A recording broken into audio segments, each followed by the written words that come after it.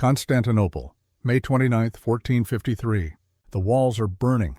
For 1,000 years, the Theodosian walls have stood against every army that dared approach. Huns, Persians, Arabs, Crusaders, all turned back by these triple ramparts of stone and mortar. But tonight, the impossible is happening. Ottoman cannons have breached the western gate. Sultan Mehmed II, 21 years old, rides through the shattered fortifications on a white Arabian stallion. Behind him, 80,000 warriors pour into the city. The Byzantine Empire, the last remnant of Rome itself, dies in flames and blood. This is the moment the medieval world ends. But here's what almost no one knows. This empire, the Ottoman Empire, the most powerful Turkic state in human history, should never have existed at all.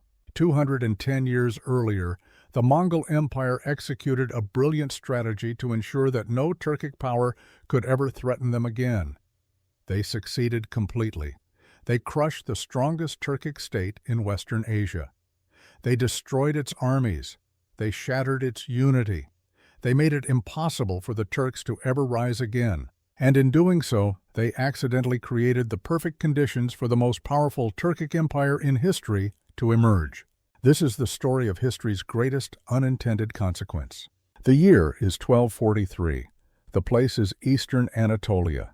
And a single battle is about to change the fate of an entire civilization in ways that no one, not even the brilliant Mongol strategists, could possibly foresee. Before we begin, I want to ask you something. Where in the world are you watching this from? What time is it where you are right now? Drop a comment below.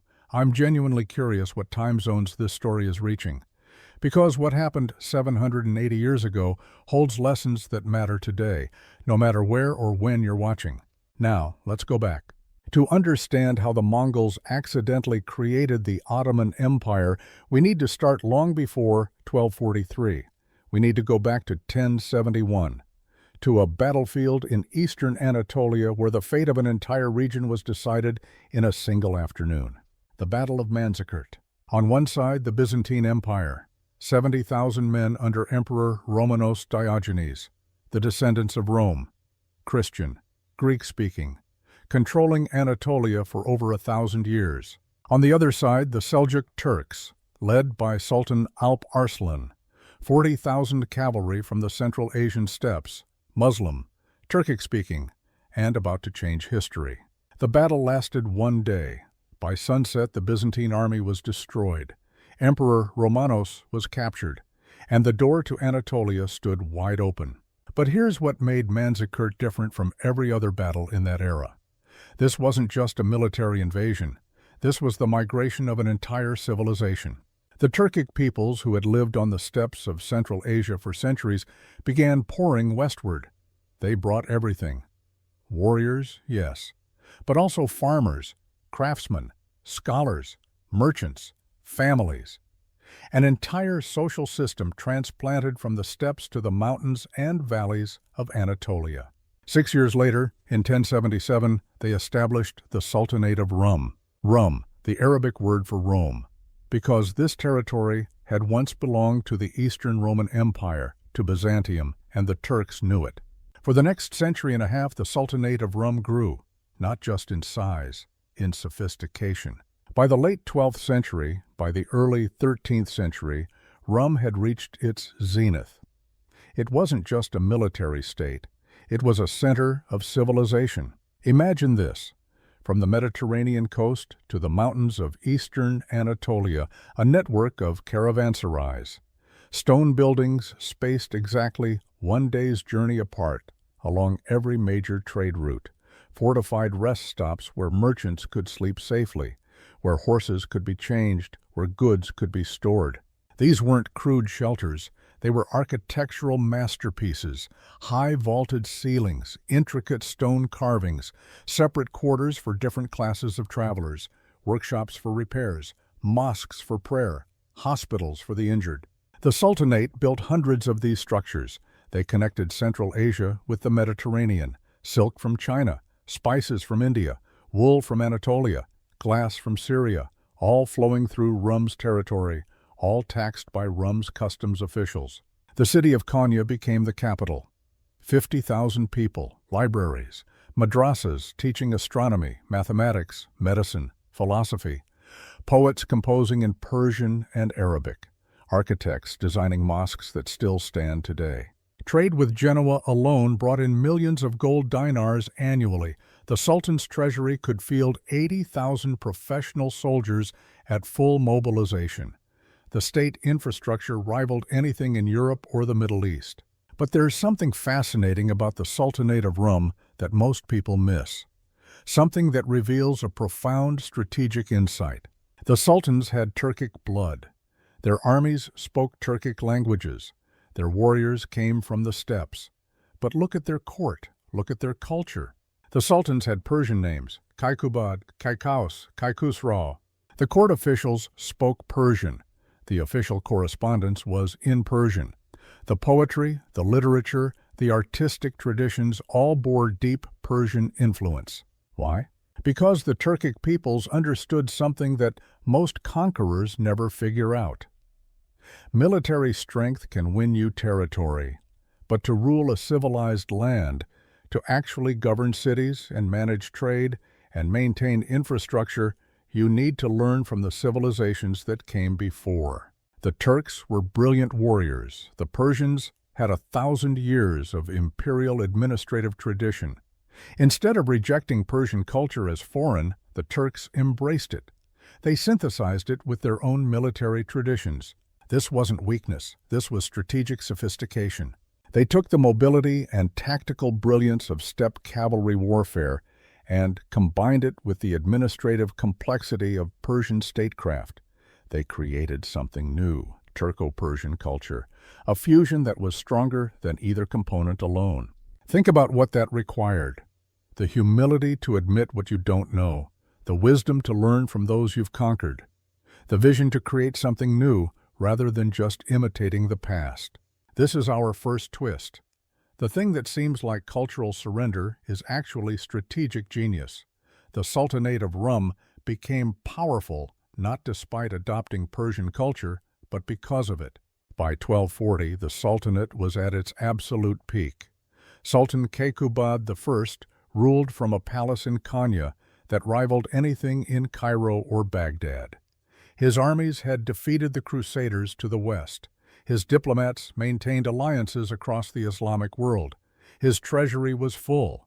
His borders were secure. Everything seemed perfect. But nothing lasts forever in history. And in the east, a storm was gathering, a force unlike anything the world had ever seen.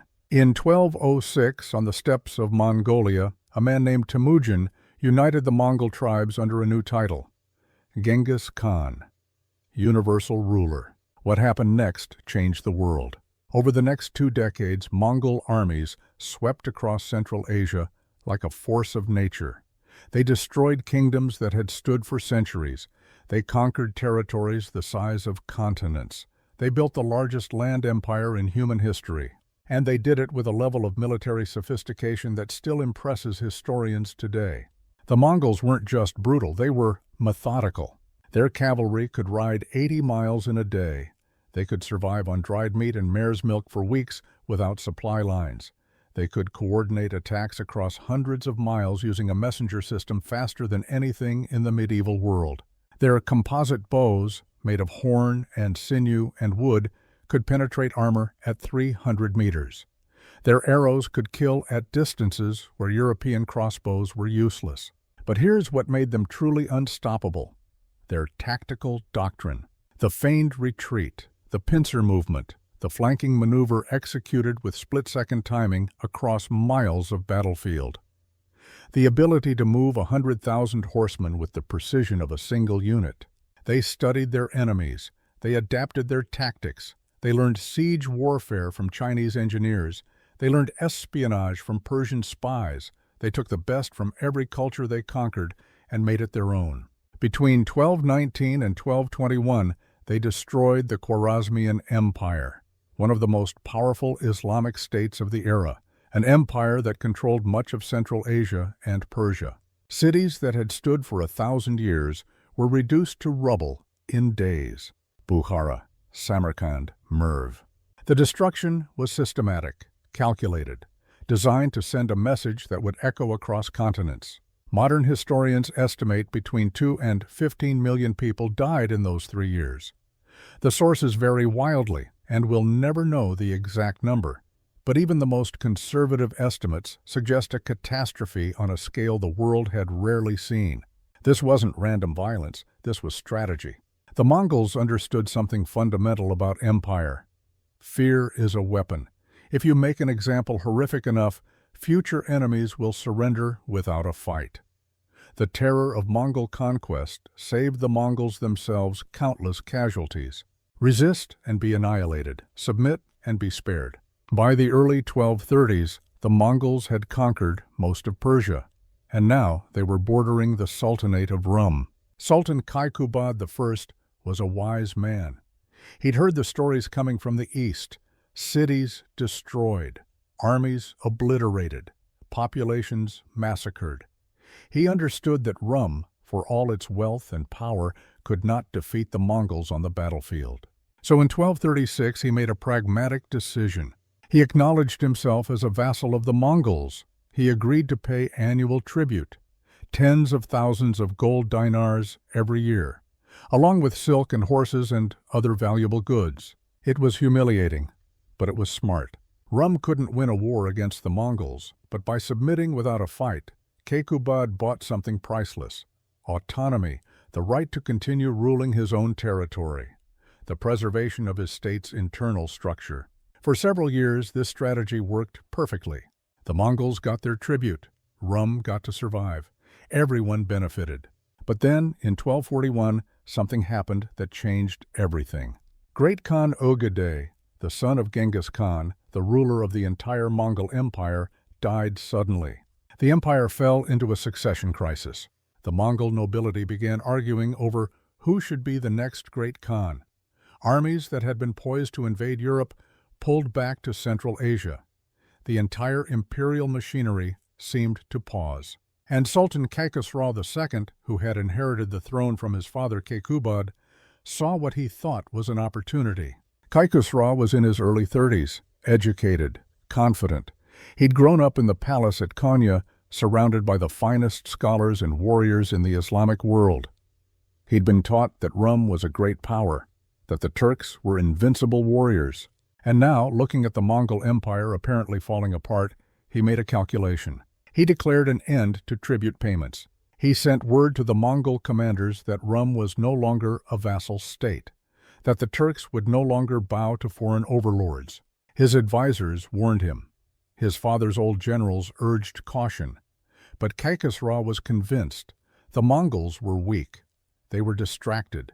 This was Rum's chance to regain full independence. This decision would prove to be one of the greatest miscalculations in history. This is our second twist, because Kaikhosro underestimated 2 crucial things. First, despite the succession crisis, the Mongol military organization remained intact.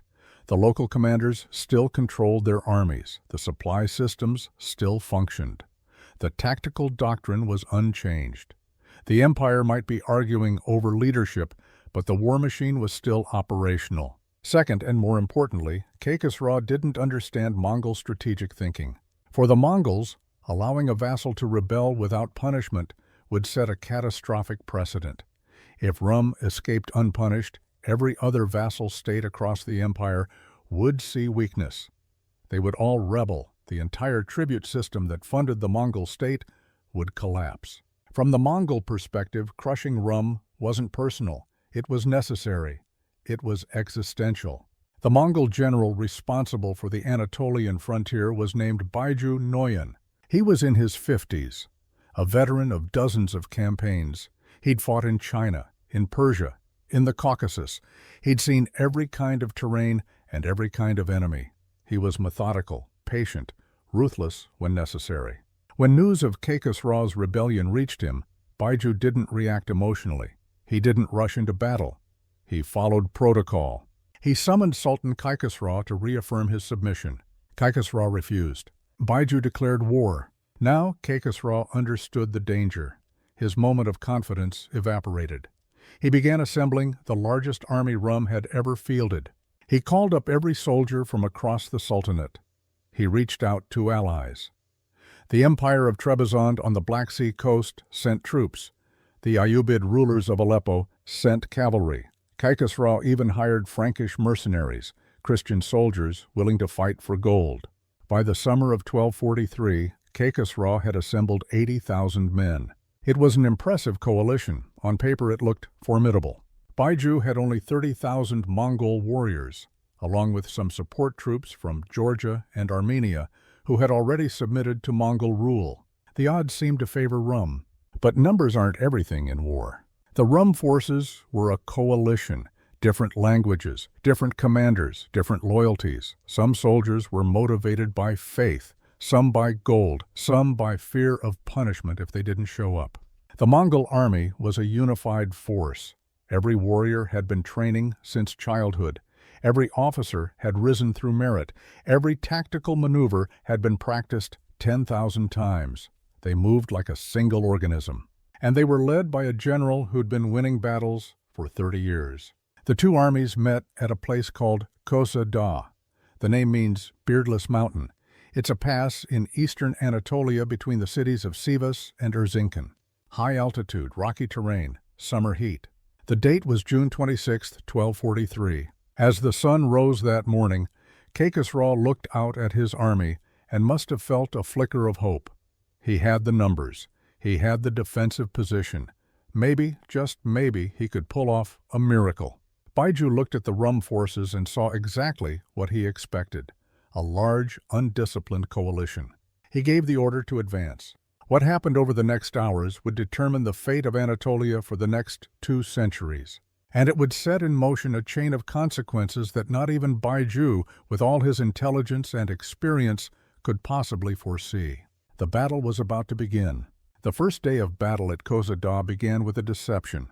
Baiju didn't commit his full force. He sent forward only his light cavalry, 5,000 horsemen. They rode to within 300 meters of the Rum lines and began their work. The composite bow. If you've never seen one up close, you can't appreciate the engineering. 3 materials laminated together: wood for flexibility, horn for compression strength on the belly side, sinew for tensile power on the back, glued with hide adhesive that had been boiled for days, wrapped with birch bark to protect the joints, then lacquered multiple times to seal against moisture. It took a master bowyer a full year to make a single bow. The horn had to season, the sinew had to cure, the wood had to be shaped with precision, measured in fractions of an inch. And in the hands of a trained Mongol warrior who'd been practicing since age 5, who could shoot from horseback at full gallop, who could aim over his shoulder while retreating, it was the most lethal weapon of the medieval world. The effective range was 300 meters. With a skilled archer, you could penetrate chainmail at 200. Kill an unarmored man at 350. The Mongol cavalry didn't charge. They circled, just out of effective range of Rum's archers, who were using simpler bows with half the power. And they shot. Not wild volleys, precise, targeted shooting. At the Rum commanders identifiable by their armor and position. At the horse officers trying to organize formations. At anyone attempting to rally the troops or establish order. An experienced Mongol archer could loose 12 arrows in a minute. That's 1 every 5 seconds. He carried 60 arrows in his quiver. So 5 minutes of sustained shooting before needing resupply. Now multiply that by 5,000 archers. The mathematics of death became overwhelming. The sky darkened with arrows, not a metaphor, an actual visible mass of projectiles arcing through the morning sun. Men started falling in the Rum front lines, not hundreds, not yet. But enough to create fear, enough to make soldiers look up instead of forward. Enough to break the concentration needed to maintain formation discipline. Kaikhosru gave the order to advance. It was the tactically correct decision. You cannot simply stand still under sustained arrow fire. The casualties accumulate. Morale erodes. Eventually, the line breaks. You must close the distance. You must engage in melee combat where armor matters, where numbers matter, where the advantage of the composite bow disappears. The Rum heavy cavalry charged. 8,000 horsemen, armored in mail and lamellar, carrying lances and sabers. Frankish knights alongside Turkish Ghazis, alongside Armenian cavalry. Different styles of armor, different tactical traditions, but all committed to the same objective: close with the enemy, break their formation, win through shock and weight. A wave of steel and horseflesh thundering across the rocky ground toward the Mongol position. The Mongol light cavalry turned and fled.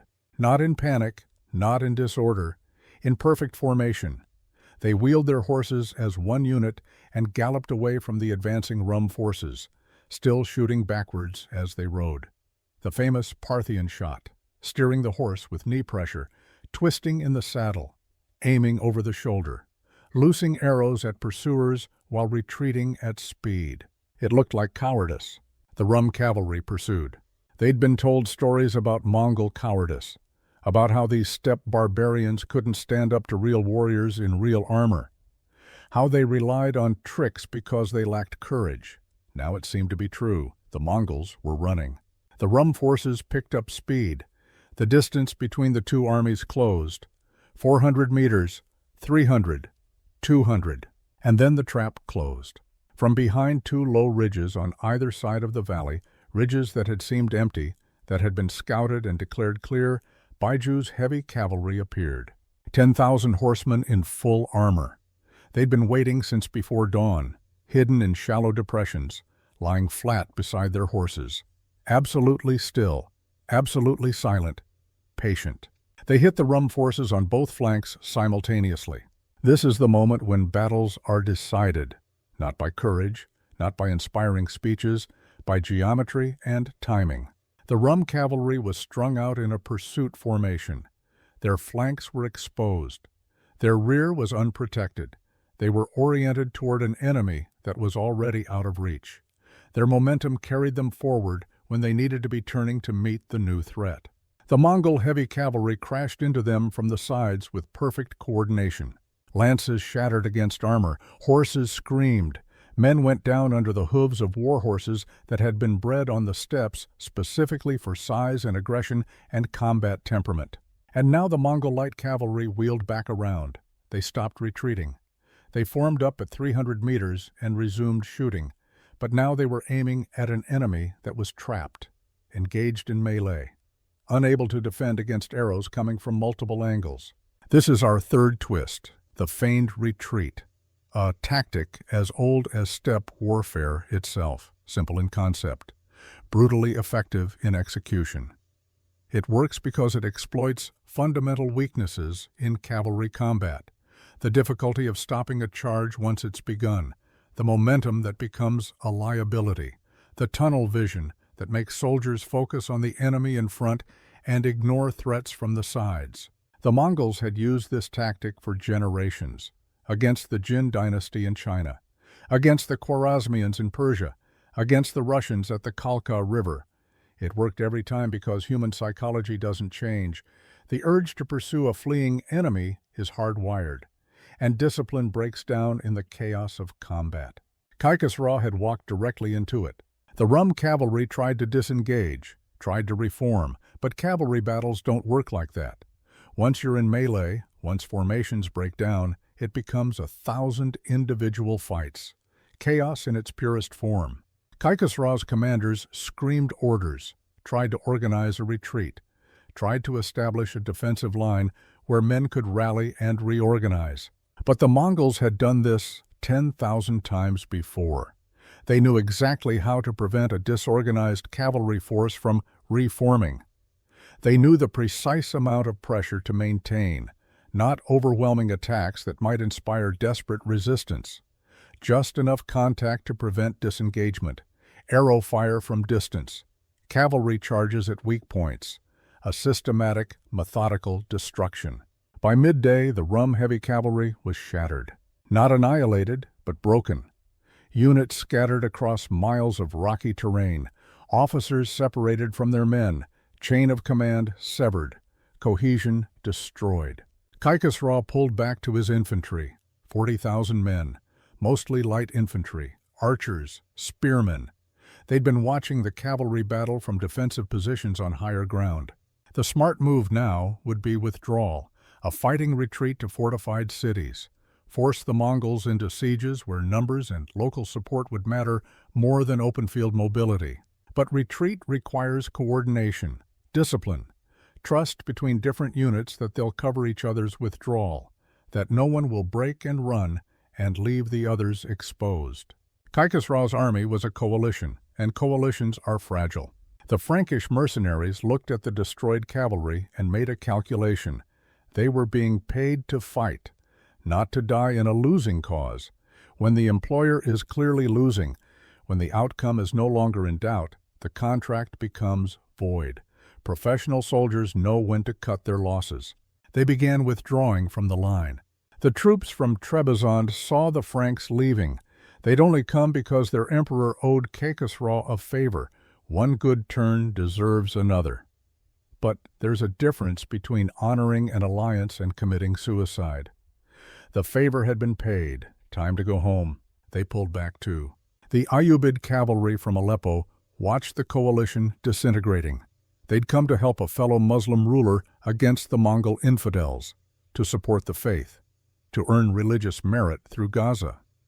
But there's also a hadith about not throwing yourself into destruction with your own hands.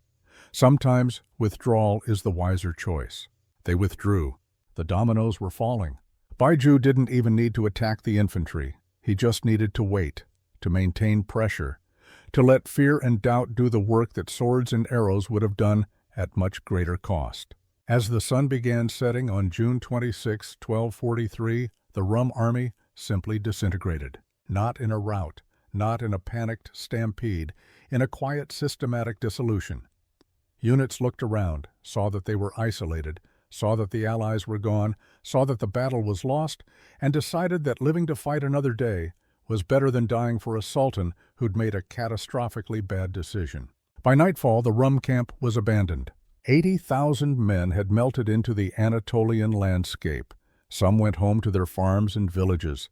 Some fled to cities where they hoped the walls would protect them. Some joined bandit groups in the mountains. Some simply disappeared. Sultan Kaikhosru fled too. He didn't stay to rally his troops. He didn't make a last stand. He didn't even try to organize a retreat. He ran, because he knew something that kept him awake at night. Some of his own subordinates, ambitious men who'd been passed over for promotion, or who held grudges, or who simply saw an opportunity for advancement, might capture him and hand him over to the Mongols in exchange for favor. Trust had collapsed completely. Baiju suspected a trap. An abandoned camp could be an ambush, a tempting target to lure pursuers into prepared positions. So he waited another day before advancing, sent scouts first, confirmed the camp was truly empty. That caution cost him the chance to capture Kaikhosru, but it didn't matter. The strategic objective was achieved. The battle was over. The Sultanate of Rum would never recover. In the days after Qosidah, the scale of the disaster became clear. The Sultanate had lost perhaps 15,000 men killed or captured. Not catastrophic by the standards of medieval warfare. Armies had recovered from worse. The Battle of Hattin had been worse. The Battle of Manzikert had been worse. Casualty numbers alone don't determine historical outcomes.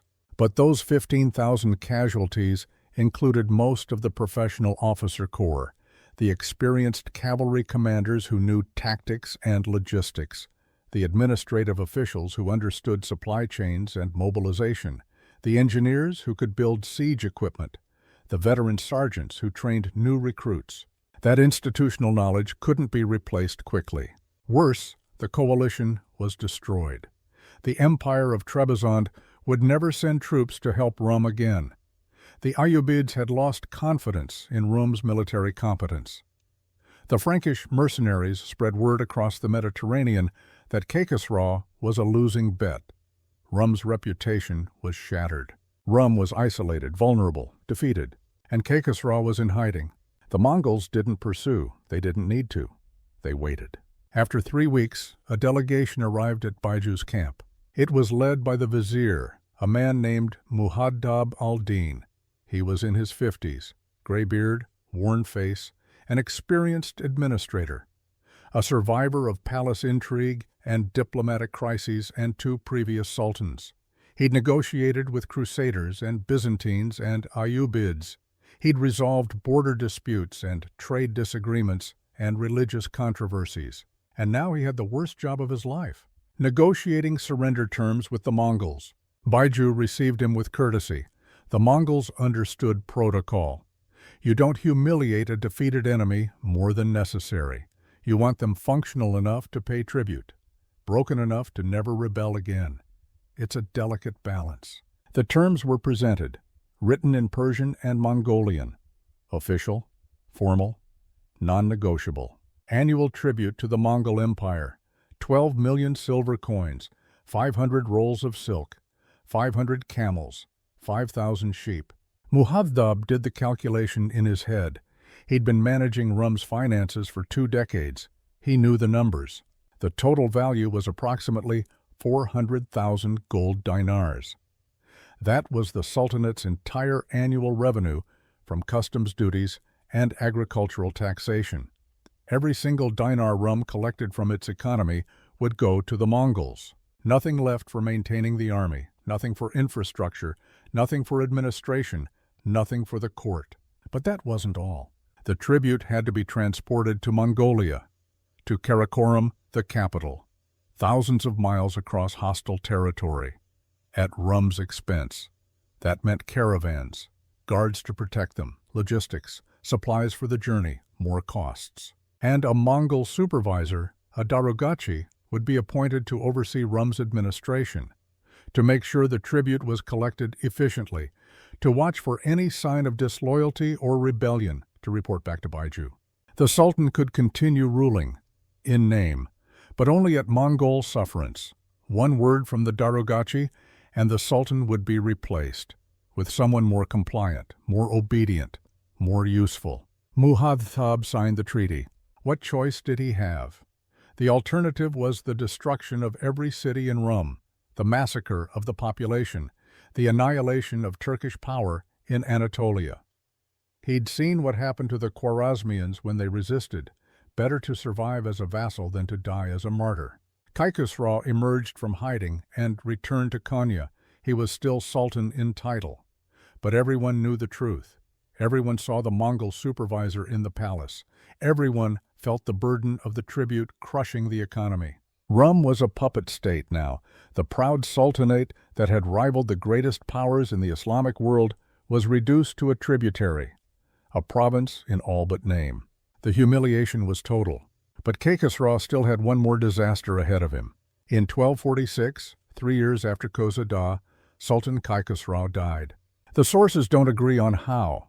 Some chronicles say illness, some hint at poison, some suggest assassination. Medieval historical records are frustratingly vague about such details. It doesn't really matter. What matters is what happened next. Kaikhosro had 3 sons, Kaikous, Kilij Arslan, Kaikubad, all adults, all ambitious, all believing they deserved the throne. In a stable kingdom with strong institutions, there would be clear succession rules. The eldest inherits, or the most competent, or the one designated explicitly by the previous ruler. Disputed successions are rare when the state has authority. But Rum wasn't stable anymore. The Mongol defeat had shattered the state's legitimacy. The tribute was bleeding the economy. Regional governors had grown semi-independent because the center lacked resources to enforce obedience.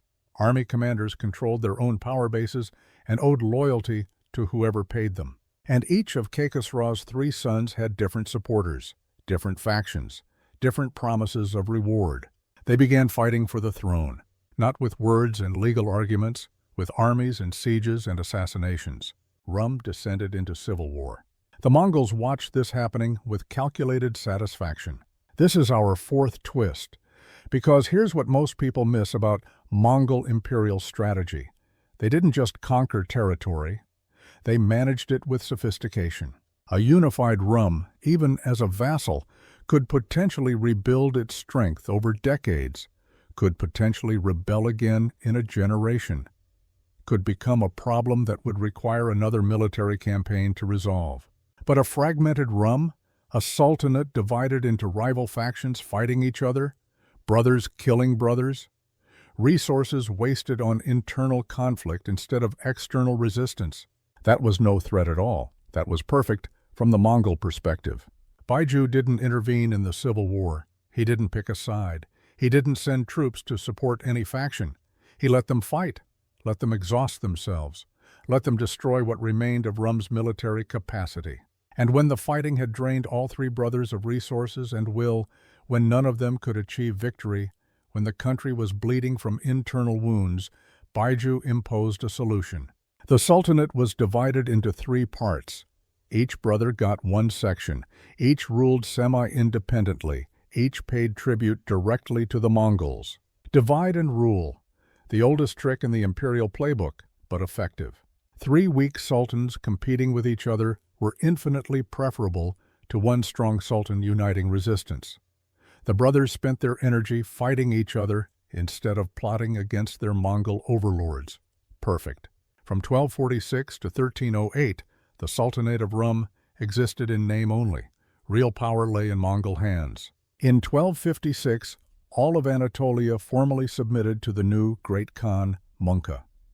The Mongol succession crisis was resolved. The political center was stable again, and the grip on Anatolia tightened. In 1264, Sultan Kilij Arslan died. His section of Rum was placed under direct Mongol administration, not even the fiction of a Turkish sultan anymore. A Mongol viceroy ruled from Konya. The pretense of Turkish sovereignty evaporated entirely. The central state weakened year by year, day by day. Regional governors, the Beylerbeys, began acting independently. They collected taxes, but kept most of them. They raised armies loyal to themselves, not to any sultan.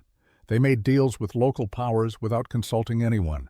They were effectively independent rulers of small territories. Small principalities called beyliks emerged throughout Anatolia. These weren't organized rebellions. These weren't declarations of independence. This was entropy, the slow dissolution of a state that had lost the ability to enforce its authority. The gradual fragmentation that happens when the center can no longer hold. By 1300, there were more than 30 independent beyliks scattered across Anatolia, some large, some tiny, each controlled by a local strongman, each with its own army, each collecting its own taxes, each conducting its own foreign policy.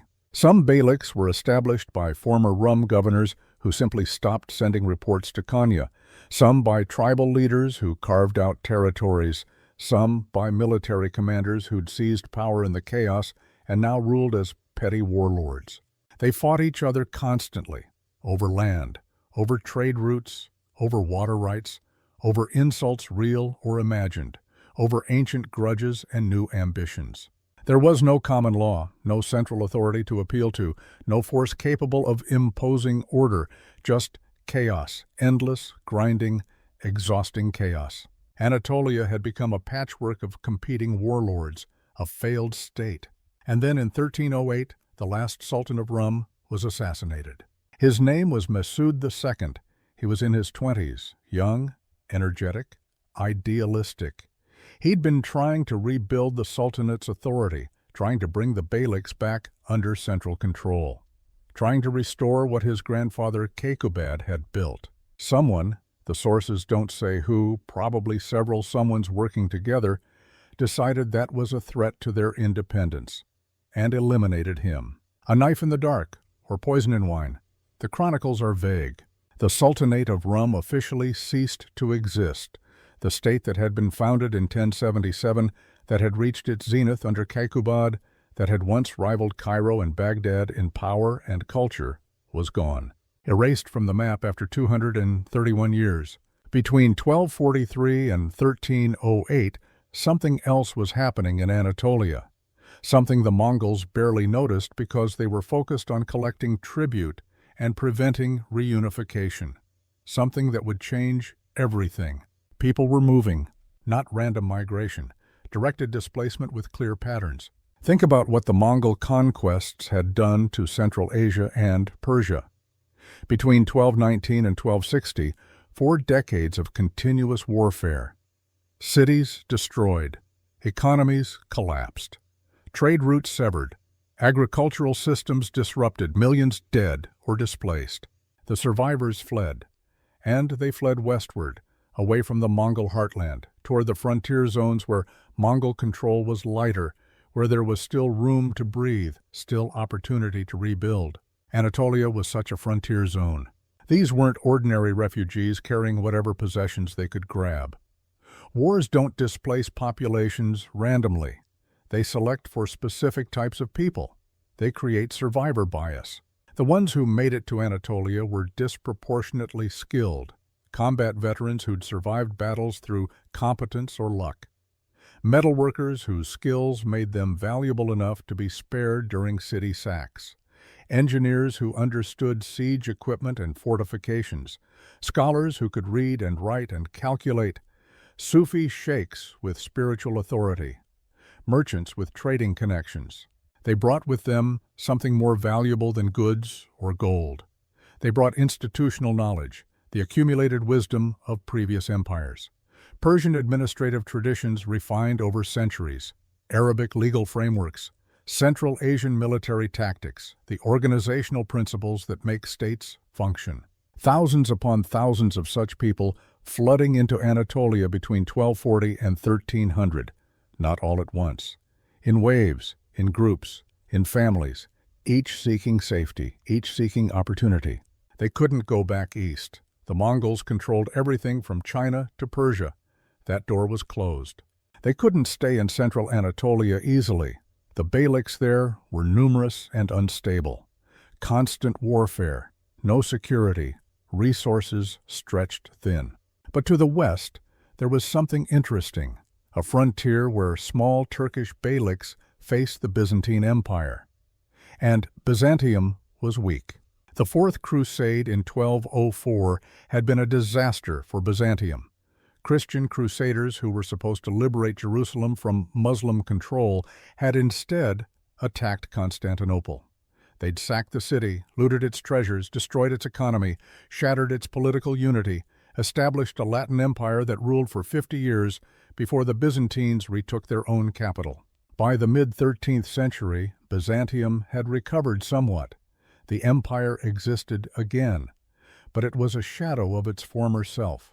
Civil wars, economic crisis, territory shrinking year by year, military capacity degraded, no longer the great power it had been for 1,000 years. And on the Byzantine frontier in northwestern Anatolia, there were small Turkish beyliks, minor principalities led by local warlords, offering something that displaced refugees desperately wanted: the chance to fight, the chance to expand territory, the chance to serve Islam by conquering Christian lands, the chance to participate in Gaza, holy war, which carried both material rewards through plunder and spiritual rewards through religious merit.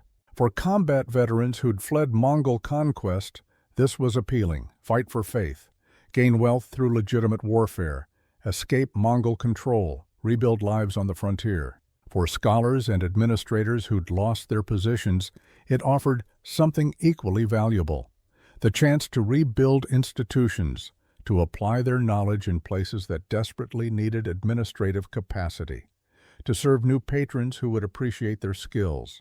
For Sufi clerics and religious teachers, it offered purpose. The frontier was where Islam met Christianity, where the faith could expand, where spiritual work had immediate, visible impact.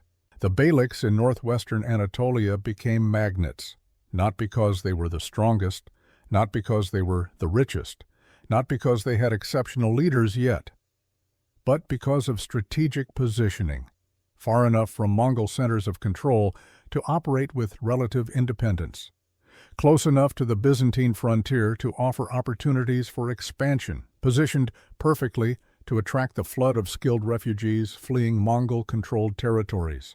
This is our fifth twist. Geography created opportunity. Strategic position mattered more than current strength. The beyliks that would eventually matter weren't in the center of power. they were on the edge, in the margins, where the great powers weren't paying attention. Among these small beyliks in northwestern Anatolia, there was one that seemed utterly insignificant in the 1260s. It was led by a man named Ertugrul.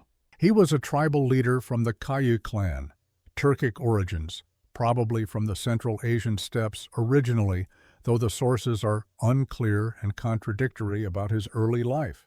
He'd been granted grazing lands by the Sultanate of Rum decades earlier as a reward for military service. Some minor campaign, some routine border patrol. Nothing heroic, just competent professional service. When Rum collapsed, Ertugrul found himself in control of a tiny territory. A few villages clustered around the town of Söğüt, some pasture land in the hills. A small band of warriors, maybe 200 or 300 men, who owed him personal loyalty. If you'd looked at a map of Anatolia in 1260, you wouldn't have even noticed Ertugrul's lands. Too small, too insignificant, smaller than half of modern-day Switzerland. Just another minor warlord in a region full of minor warlords. But they were positioned perfectly. The village of Söğüt, northwestern Anatolia, near the Byzantine frontier. Far enough from the Mongol power centers in eastern Anatolia that they operated with relative independence. The Mongols collected tribute when they could but didn't garrison troops there. Didn't pay close attention. It was peripheral, unimportant. Close enough to weakening Byzantine territories that expansion westward was possible. The Byzantine theme system had collapsed in that region. Local commanders operated independently. Some fortresses were abandoned. Some were undermanned. The empire couldn't send reinforcements. It was vulnerable. Ertugrul was getting old by the 1260s. He'd lived through the Battle of Köse Dağ, watched the collapse of Rum, seen Anatolia fragment into chaos, survived decades of uncertainty and warfare. But he'd survived, and he'd positioned his small beylik in a place with strategic potential. Maybe through foresight, maybe through luck, probably both. History rarely provides clear answers about such things. In 1258, exactly 15 years after the Battle of Köse Dağ, a child was born in the village of Söğüt. His name was Osman. He was Ertugrul's son, and he would change history. Osman grew up in a world of ruins. He was born in 1258, 15 years after Köse Dağ. 15 years into the slow-motion collapse of what had once been a great sultanate. His childhood was spent in Söğüt, a village you could walk across in 20 minutes, wooden houses with thatched roofs, stone fortifications that were barely more than a wall with towers, pastures where horses and sheep grazed, a small mosque where Friday prayers were held, a market square where local farmers traded grain and wool. His father, Ertugrul, was the bey, the chief, leader of the Kayu clan. He controlled maybe 300 square kilometers of rocky Anatolian terrain, rolling hills, some forests, a few streams, not rich land, but enough. He could call up perhaps 500 warriors if he gathered every able-bodied man from every village under his protection, men who owned their own horses and weapons, who'd trained since childhood in archery and swordsmanship, who owed personal loyalty to Ertugrul through bonds of kinship and oath. In the grand scheme of Anatolian politics in the 1260s, Ertugrul was nobody. A minor warlord in a region full of minor warlords, one beylik among 30, unremarkable, forgettable. But Ertugrul understood something that most of his contemporaries didn't, something he'd learned through decades of surviving in a dangerous world. Strategic position matters more than current strength. He'd positioned his beylik at the Byzantine frontier, not in the center of Anatolia, where the beyliks fought each other endlessly over scraps of Rum's carcass, not in the east where Mongol control was tightest, but in the northwest, where there was room to grow, where there were opportunities. Osman learned this lesson early. He learned it by watching refugees arrive. They came in small groups at first, a family of craftsmen from Konya fleeing the chaos of the Mongol occupation. The city had become dangerous, arbitrary arrests, confiscations, Mongol officials demanding bribes, better to leave. to find a place on the frontier where a skilled metalworker could make a living in peace. A group of warriors who'd served in the armies of a Beylik that had been destroyed by a rival. Their lord was dead. Their oaths were void. They needed a new patron, someone who would appreciate their skills and pay them fairly. A Sufi sheikh and his disciples, maybe 20 men, looking for a place to establish a new lodge. They'd fled from a city in Persia where the Mongols had been cracking down on religious gatherings they considered potentially seditious. They wanted somewhere remote, somewhere the Mongols wouldn't bother them. Later, the groups got larger, more organized, entire communities displaced by the constant warfare between beyliks, whole villages that had been caught between two warring lords and decided to flee rather than be destroyed. Scholars who'd lost their positions when their patrons were killed in one of the endless succession disputes. Merchants whose trade routes had been cut by bandits or warring armies, and who needed to establish themselves in new territories. They all came west, and many of them ended up in Sut. Why? Because Ertugrul offered something that was surprisingly rare in the chaos of 13th century Anatolia: stability, security, and purpose. The stability came from his political astuteness. He didn't get involved in the feuds between the larger beyliks. He paid nominal tribute to whoever controlled Konya at the moment but didn't commit forces to their wars. He maintained good relations with neighboring beyliks through careful diplomacy. He was reliable, predictable, safe. The security came from his military competence. 500 warriors might not sound like much, but they were experienced, well-trained, loyal, enough to deter bandits and protect trade caravans and defend the territory against raids. Ertugrul's lands were orderly, law functioned, disputes were resolved, property rights were respected. The purpose came from geography, the Byzantine frontier, the chance to participate in Gaza, holy war against Christian enemies.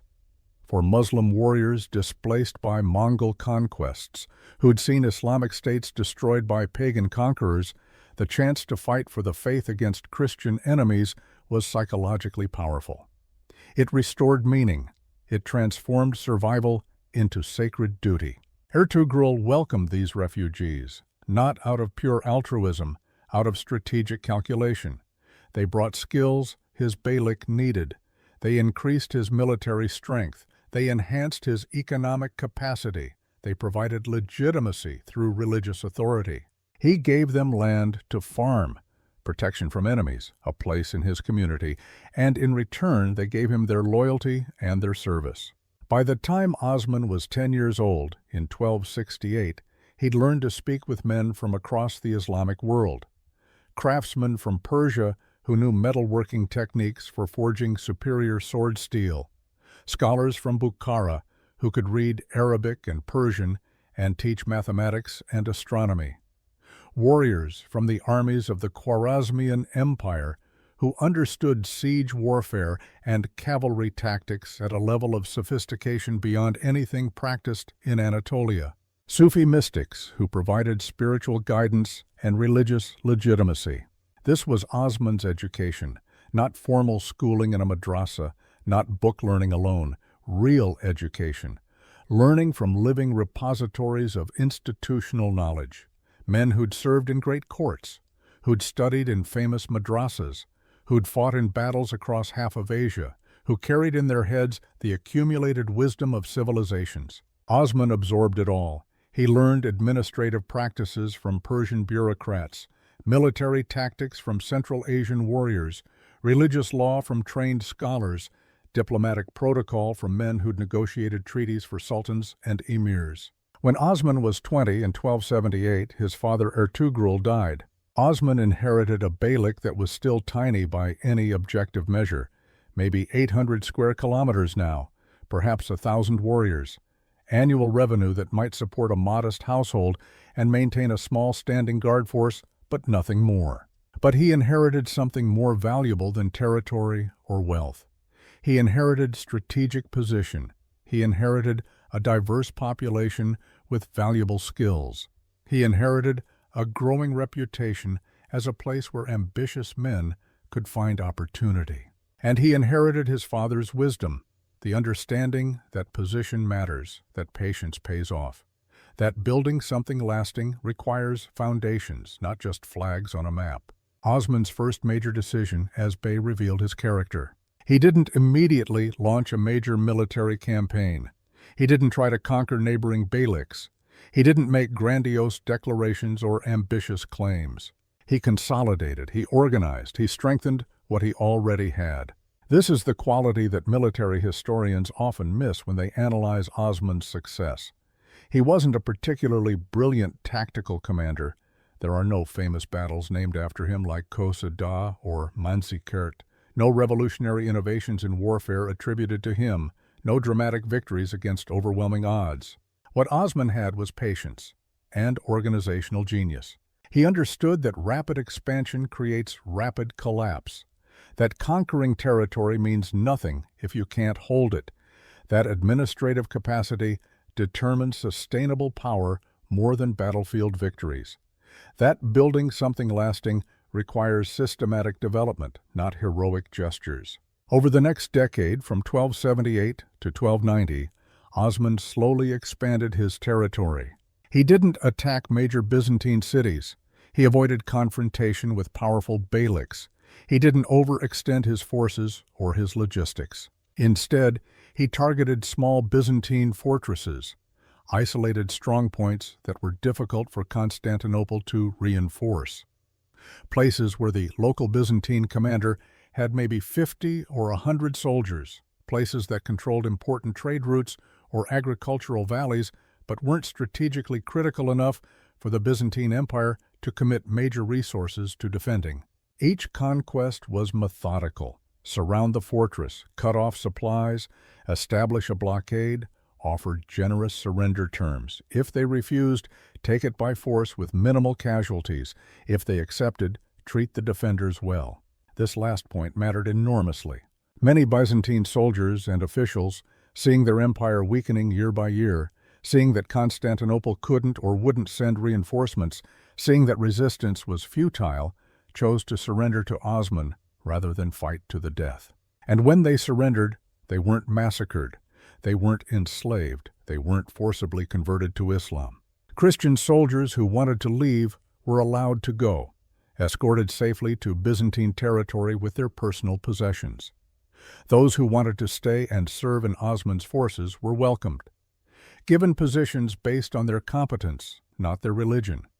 Byzantine administrators who knew how to collect taxes efficiently, who understood local land tenure systems, who could read and write in Greek, were kept in their positions, paid, respected.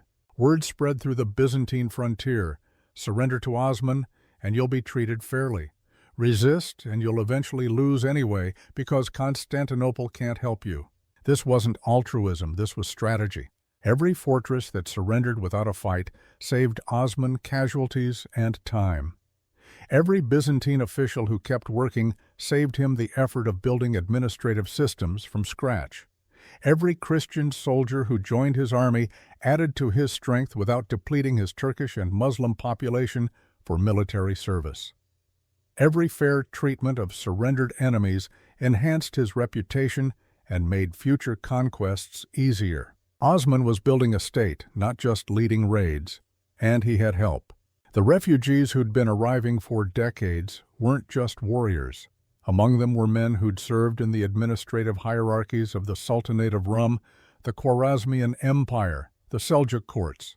They understood Persian and Arabic bureaucratic traditions that had been refined over centuries.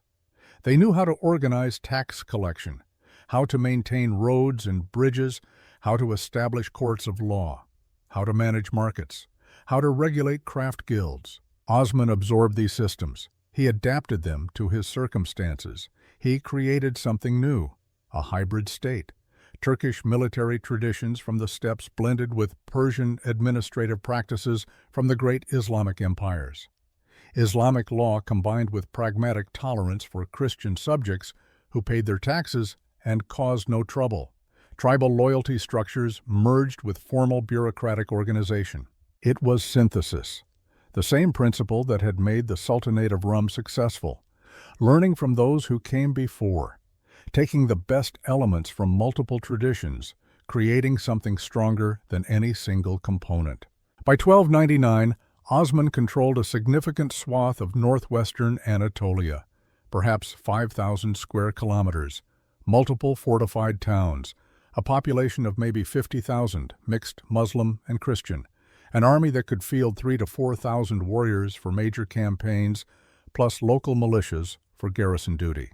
Still small compared to the great powers of the era, but no longer insignificant, no longer just another minor beylik that could be ignored. And in that year, Osman made a decision that was more symbolic than strategic, but symbols matter in politics. He declared independence, not from the Mongols directly. They'd never really controlled northwestern Anatolia anyway. The region was too peripheral, too far from their centers of power. They collected tribute occasionally when they sent a darugachi through the region, but it was sporadic, irregular, not systematic control. The declaration was about internal Anatolian politics. For decades, the various beyliks had maintained a comfortable fiction. They were subordinate to the Sultanate of Rum. Even though Rum barely existed anymore, even though the last sultan had been assassinated 9 years earlier, even though no central authority functioned, they maintained this fiction because it provided legitimacy. The Sultanate of Rum, in theory, was the rightful ruler of Anatolia, the successor to the Seljuks, the legitimate Islamic state in the region. The beyliks were just temporary administrators acting on behalf of the Sultan until order could be restored. It was a useful legal fiction. It meant no beylik had to claim ultimate authority. It avoided religious questions about who had the right to rule as an Islamic sovereign. Osman ended that fiction. He ordered that the Friday prayers in the mosques of his territory be conducted in his name, not in the name of any Sultan of Rum, not in deference to any higher temporal authority, in his name alone. In Islamic political tradition, this was a declaration of sovereignty. The Friday sermon, the khutbah, named the legitimate ruler. Whoever was named in the khutbah held political and religious authority in that territory. By having his name spoken in the mosques, Osman was saying something profound. I am the ruler here. I recognize no superior. I answer to God and to no man. 1299 is traditionally considered the founding date of the Ottoman Empire. Though, if you'd looked at a map that year, empire would have seemed like an absurd exaggeration. You could walk across Osman's entire territory in a few days. It was smaller than many modern counties. It controlled no major cities. It had no standing bureaucracy worthy of the name. It was barely a state at all in modern terms. But the seed was planted, the claim was made, and Osman had the will and the skill to make it real. Over the next 27 years, from 1299 to 1326, Osman doubled his territory, then doubled it again, then kept expanding. The growth wasn't constant. There were years when he gained nothing, years when he lost ground to Byzantine counterattacks, wars with neighboring beyliks that ended in stalemate, defeats, setbacks, periods of consolidation where he focused on administration rather than conquest. But the overall trajectory was growth, and the strategy remained consistent. Target Byzantine territories, expand westward toward Constantinople, avoid major confrontations with powerful Turkish beyliks unless absolutely necessary. Build administrative systems as fast as you conquer land. Treat surrendered populations fairly to facilitate future conquests. Use every victory to attract more refugees and warriors. In 1326, Osman's son Orhan achieved something significant. He captured Bursa. This wasn't a fortress. This wasn't a minor strongpoint. This was a real city, a Byzantine provincial capital, perhaps 50,000 people. Walls, churches, markets, an educated population, administrative infrastructure, economic importance. It was only 150 kilometers from Constantinople itself, visible from the Bosphorus on a clear day. Bursa became the first Ottoman capital. Osman died soon after the conquest. He was 68 years old. He'd spent his entire adult life building something from almost nothing. From a beylik smaller than half of modern Switzerland to a state that controlled tens of thousands of square kilometers. From a few hundred warriors to an organized army, from a tribal chief to the founder of a dynasty. He never saw what would come next, never saw Constantinople fall, never saw the empire that would bear his name control 3 continents. Never knew that historians would study his methods 7 centuries later. But he'd laid the foundations, and his successors built on them. Orhan ruled from 1326 to 1362, 36 years. He continued his father's strategy with one important addition. He began recruiting Christian boys through a system called devshirme, taking them young, training them as elite infantry, the janissaries, training the brightest as administrators, converting them to Islam, but using their knowledge of Christian societies to govern mixed populations. It was controversial. Some Islamic scholars objected, but it worked. It created a core of administrators and soldiers who were fanatically loyal because they owed everything to the Ottoman state, who had no competing tribal loyalties, who could be deployed anywhere without local connections complicating their duties. Under Orhan, the Ottomans crossed into Europe for the first time. They established fortresses on the European side of the Dardanelles. They began recruiting Balkan Christians into the army. The state became more sophisticated, more complex, more capable. Orhan's son, Murad I, ruled from 1362 to 1389. 27 years. He pushed deeper into the Balkans. He defeated Serbian armies, Bulgarian armies. He established Ottoman control over Thrace and Macedonia. He moved the capital from Bursa to Adrianople, which the Ottomans called Edirne, even closer to Constantinople. In 1389, at the Battle of Kosovo, Murad was assassinated by a Serbian knight who pretended to surrender and then stabbed him. But the Ottomans won the battle anyway. Serbian resistance collapsed. The Balkans were open to Ottoman expansion. Murad's son, Bayezid I, ruled from 1389 to 1402, 13 years. He expanded aggressively in all directions.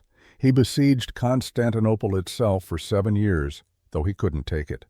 The walls were too strong. The Byzantine navy controlled the sea approaches, but he surrounded it, strangled its economy, made its ultimate fall inevitable. Bayezid seemed unstoppable. He was called Yildirim, the Thunderbolt, because his armies moved with shocking speed, because his campaigns were decisive, because he won battle after battle. Until 1402, when he met Timur, the last great Central Asian conqueror, at the Battle of Ankara. Bayezid lost, catastrophically. He was captured, died in captivity. The Ottoman state seemed on the verge of total collapse, but it didn't collapse. Because by then, it had administrative depth, institutional resilience. It wasn't dependent on a single ruler. The structures Osman and Orhan had built were strong enough to survive even this disaster. Bayezid's sons fought a civil war for the throne. 11 years of internal conflict. Mehmed I eventually won. He rebuilt, consolidated, strengthened the institutions, restored the territories that had been lost. His son, Murad II, expanded again, pushed further into the Balkans, defeated Hungarian armies, Polish armies, Crusader coalitions, made Ottoman dominance in southeastern Europe permanent. And Murad's son Mehmed became Sultan in 1444 at age 12. He was brilliant, obsessive, educated in multiple languages, studied military engineering and mathematics and history, and he had a single-minded goal that consumed him: Constantinople, the city that had stood for 1,100 years, the last remnant of Rome, the great prize that no Muslim army had ever taken despite centuries of trying. By 1453, Mehmed was 21. He'd been planning the siege for years. He'd commissioned the largest cannons ever built, bronze monsters that required dozens of oxen to transport, that could fire stone balls weighing half a ton, that could breach walls that had turned back every army for a millennium. He'd recruited the best engineers from across Europe and the Middle East. Hungarian gun founders, Italian architects, Serbian miners, anyone with skills relevant to siege warfare.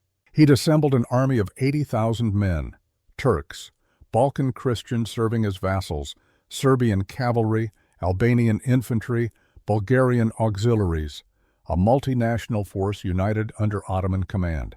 The siege began in April 1453. Constantinople's walls were the greatest defensive fortifications ever built.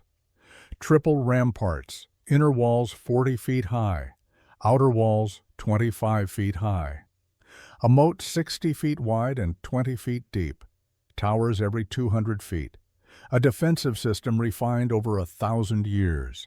Emperor Constantine XI, the last Byzantine emperor, had only 7,000 defenders, professional soldiers, Italian mercenaries, Genoese crossbowmen, Cretan archers, Greek militia, brave men, skilled men, but hopelessly outnumbered.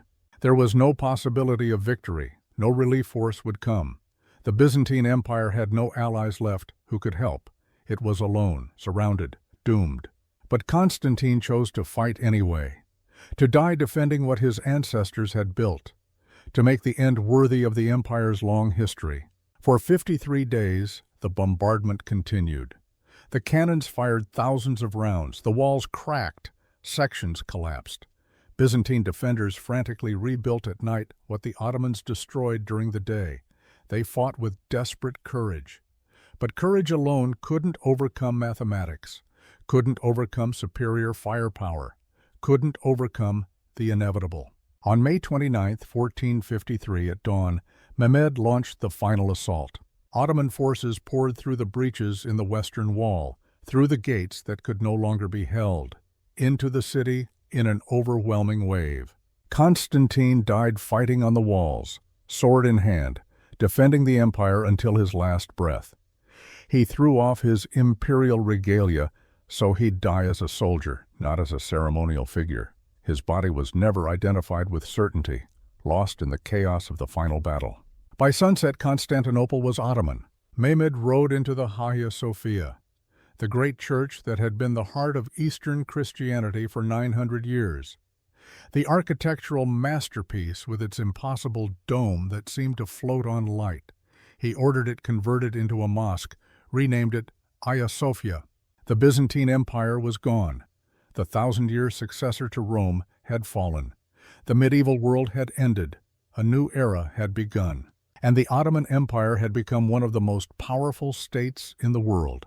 From a small beylik in Suyut to an empire controlling 3 continents, from a few hundred warriors to armies that would threaten Vienna and besiege Malta, from a tribal chieftain named Osman to sultans who would rule for another 469 years until 1922, when the last sultan was deposed and Turkey became a republic.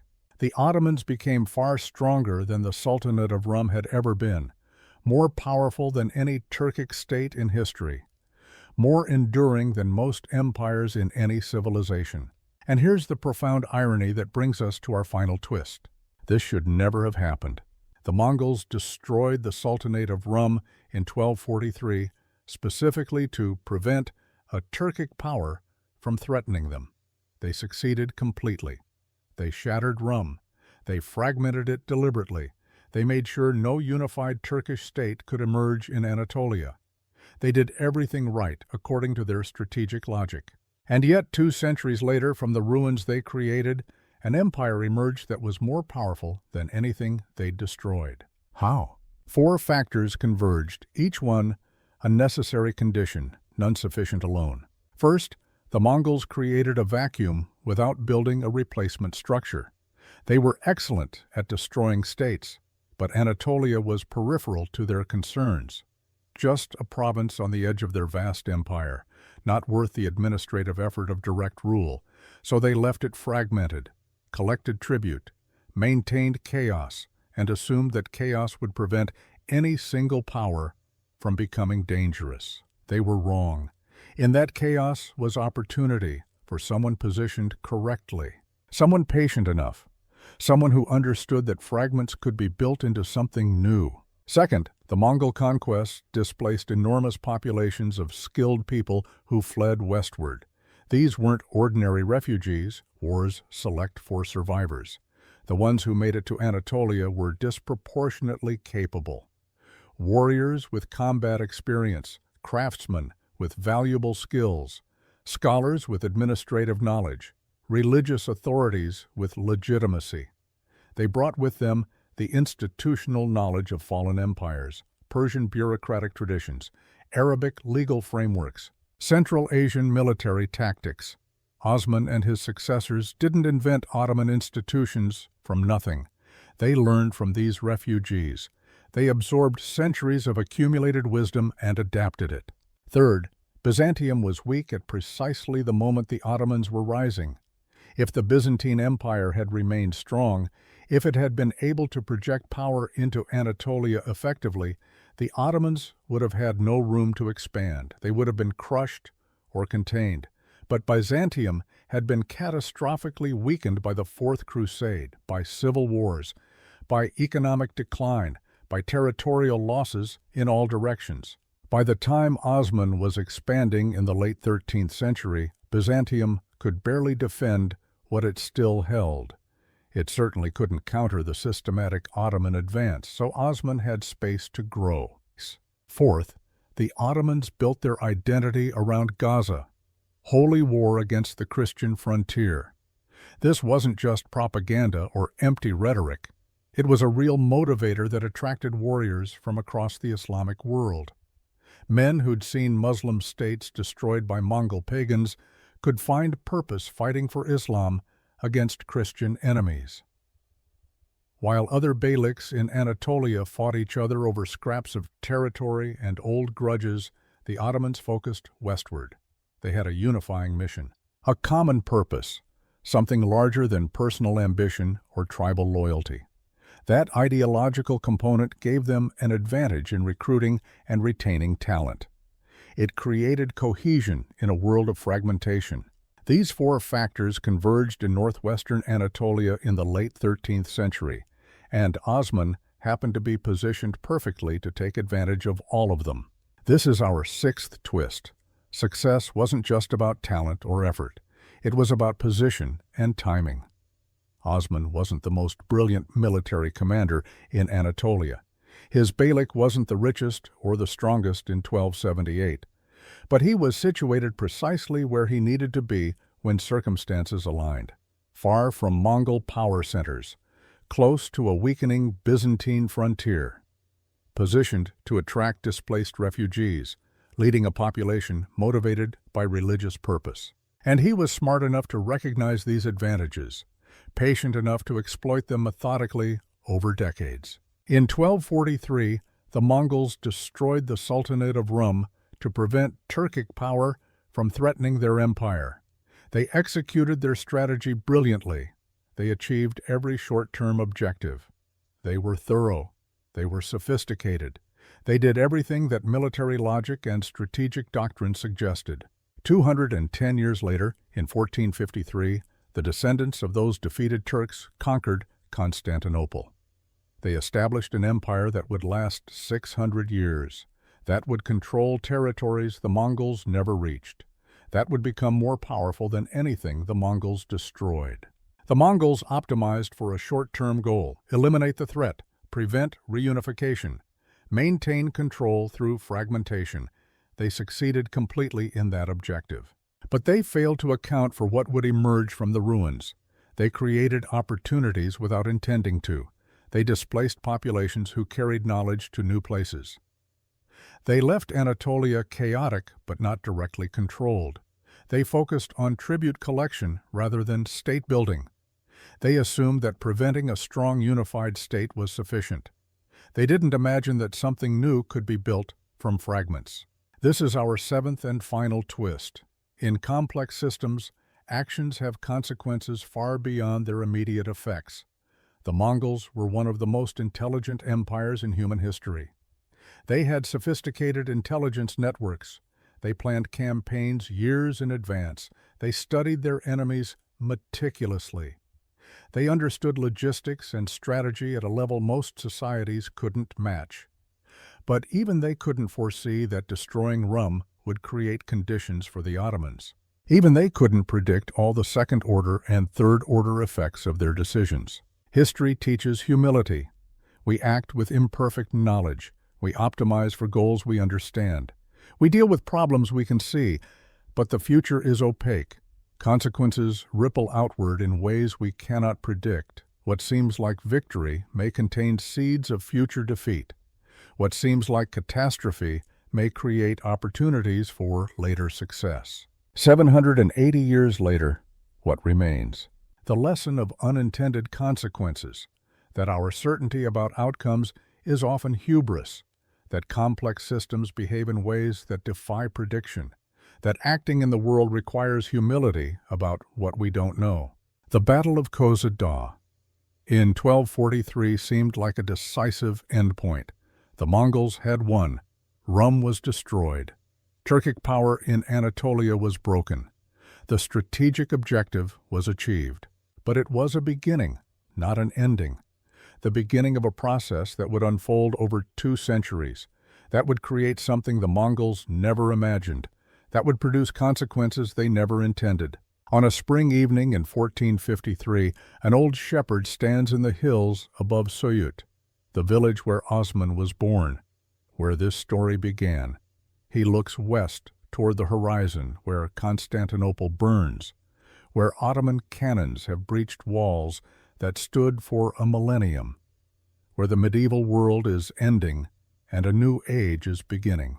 He remembers stories his grandfather told him, about the old days when Rum was strong, about the Battle of Kozada, about the dark years when everything seemed lost, about a young man named Osman who believed that ruins could be rebuilt, who understood that position mattered, who had patience. The shepherd doesn't understand all the politics and strategies, doesn't know the theories that historians will develop centuries later. But he understands something fundamental, that endings are sometimes beginnings, that from destruction comes creation, that the future emerges from places we don't expect, in ways we don't predict. He turns back to his sheep, back to the simple work of survival. But he carries within him a truth that will echo across centuries. History bends in unexpected ways. The mightiest empires plant seeds of their own decline. The smallest survivors can become the mightiest powers. And our certainty about what will happen next is often the thing that blinds us to what actually emerges. Act with wisdom, prepare for the unexpected, and remember that the consequences of our choices unfold in ways we can neither predict nor control. The Mongols destroyed Rum to prevent an empire. They created the conditions for the greatest Turkic empire in history. History has that kind of irony, and it remembers.